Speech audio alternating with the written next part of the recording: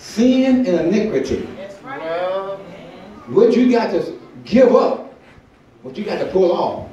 And boy, I thank God that it didn't take me too long that I found Jesus. I thank God that He allowed me to find it at a young age. Because I'm telling you, baby, when you're trying to do it without Jesus, it's hard. Real hard. And you're not going to be able to keeping on hurting folks and think that you're going to get by.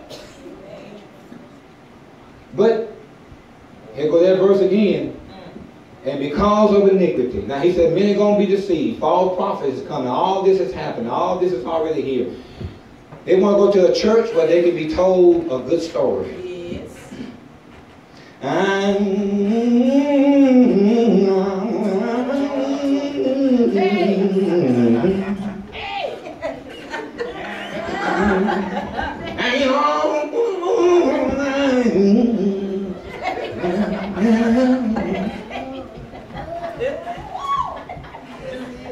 You know, sometimes you get, you don't preach, but you don't preach the word of the Holy Ghost. He'll make you whine. Amen. And when you whine, I'm telling you, you whining in the spirit. Amen. It's different. It's different. It's an anointing.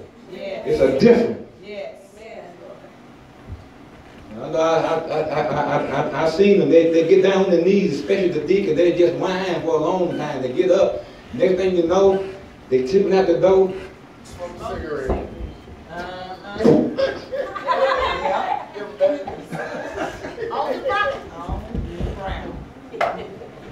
I'm going to say this. Don't you ever think this way. Just because you see a pastor or someone that messed up, and that's why you're responsible to find the right church yourself. Amen. Don't judge every pastor. Because you see someone that's preaching the word, trying to preach the word, and living something else. Yeah. Amen. Everybody, listen, every preacher, every prophet, every preacher that God has is not like that. Amen. God got some real preachers. Amen. God got some real saints showing up. Amen. Can I say, I'm a showing up saint? I'm a showing up saint. But then he went on in verse 12, he said, and because iniquity shall abound, there go again, that love. The love.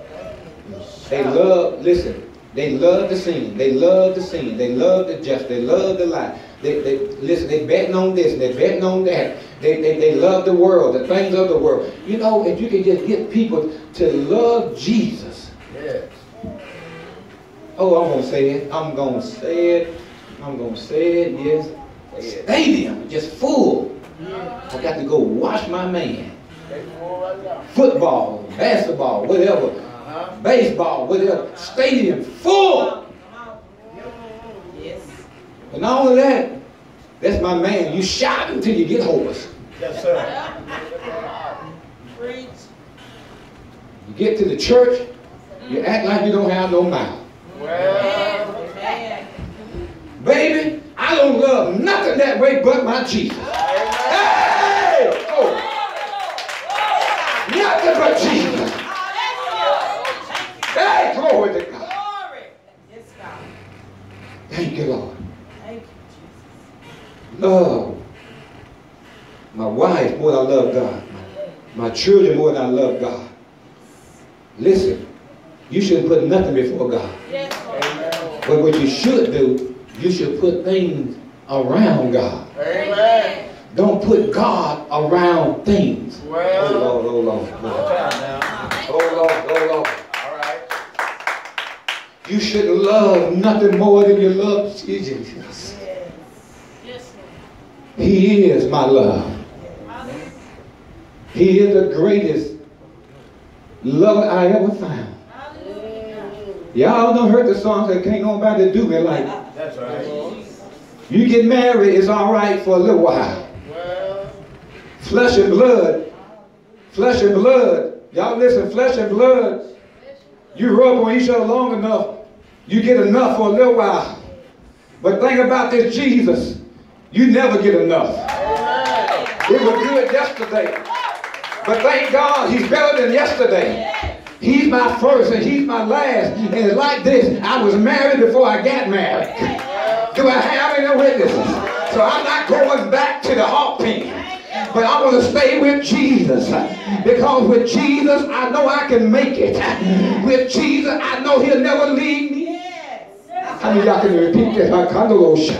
I'll never leave you. I'll never forsake you. I'll be there. I'll stay with you. When times are good, times are bad, I'm right there with you. The word says, because of so much evil in this world, because the love of so many had gotten cold. You know what makes your love cold? Sin. And the reason why it makes you cold, it does this. It separates you. That's right. Isn't God taking his time with this teaching message? Amen. Sin, listen, you connected with God, but this is what happens when you begin to sin. A breakage start happening. And then that gap gets bigger and bigger. I'll give you an example. When you're married, the scripture say, don't let the sun go down on your... Right. In a spouse relationship is like this. If you don't fix this thing pretty quick, what's going to happen? It's going to get what? Bigger. Amen. What can close it up? Come on. Talk to me. What's going to close it up? Forgiveness, quick, coming back. You got to be quick to forgive. Repent. How? I want to hear that word quickly. Repent quickly.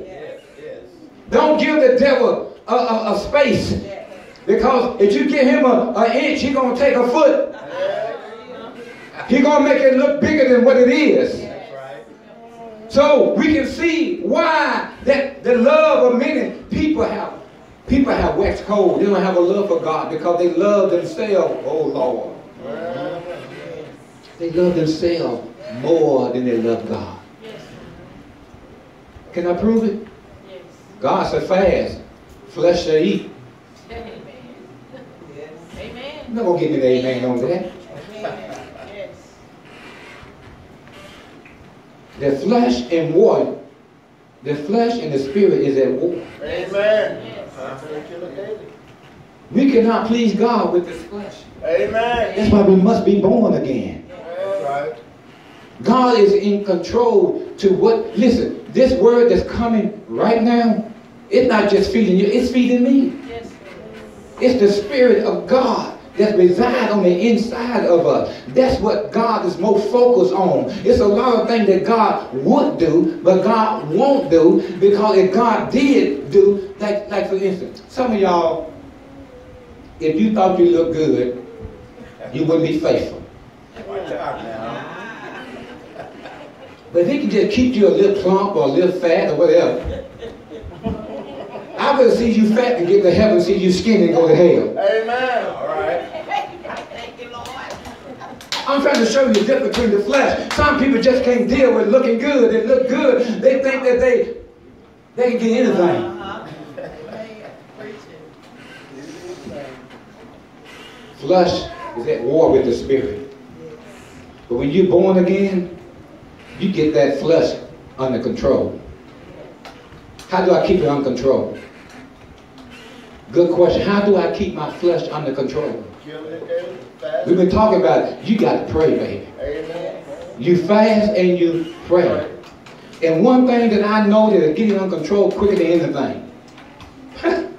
Something that many don't want to do. And that's fasting and praying. It'll discipline you. He said your help will return back. It will destroy how many yokes? It will destroy every yoke. Yes. Verse 13. But he that shall endure to the end shall be saved. The same shall be. You got to endure. That means you got to watch, you got to pray. You got to fight to stay in the race. You can't give up because other has fallen away.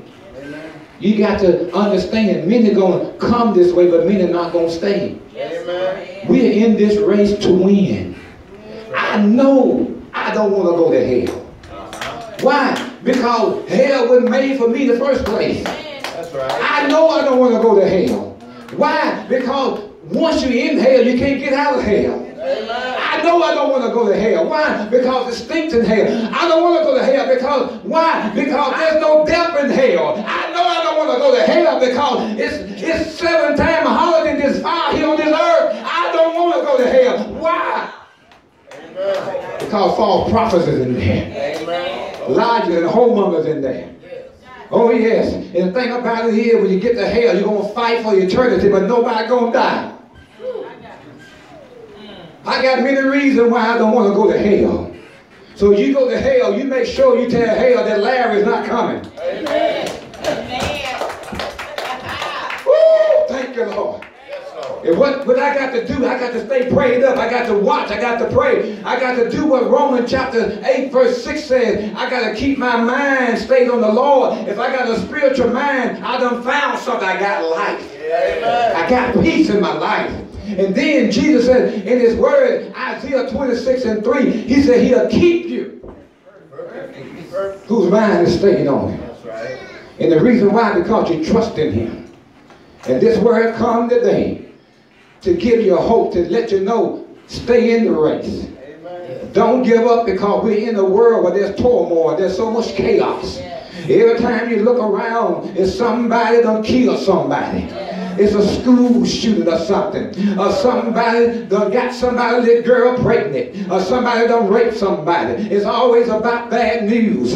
But you ought to thank God that you can come to church and get some good news. And every once in a while the Holy Ghost will rise up. And the reason why we have to preach on your sin, because there is sin. See, when sin is in the camp, then God got to deal with the sin that's in the camp. And God got to use the mouth of the preacher, the teacher, to tell you about your nasty self. Oh, Lord, oh, Lord, oh, Lord. And when you're not bought with people, see, when people buy you, then you got to be careful what you say. It's all right for them to come out and say, I'm gay. I'm homosexual. They said it's all right, but it's not all right when you're a child and I come a child of God and tell them they are a whoremonger or they are a hoe. They get offended. Well, if God called you a hoe in Revelation, I can call you a hoe. Because all whores, all liars, and everything else that's against God, you're going to be cast into the lake of fire. And God wants you to see this in this teaching on today, because